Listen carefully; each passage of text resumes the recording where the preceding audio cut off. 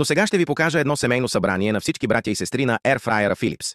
Те трябва да изпълнят трудна задача – да сготвят ястия за гостите на Симеон Симеонов. Филипс, ще имаме гости.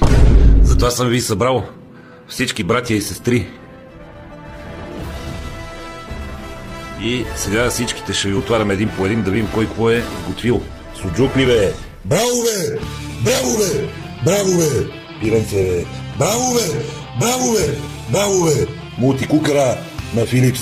Браво! Всички! Айде! Зеленчуци! Браво бе!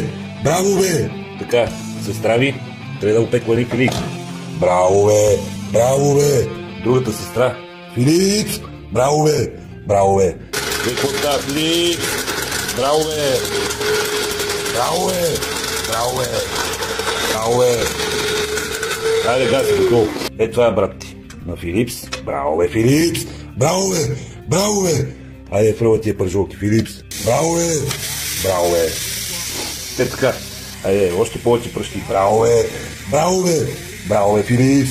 Браво бе! Браво бе, Филипс! Е, това е най-новия брат на Филипс. Браво бе!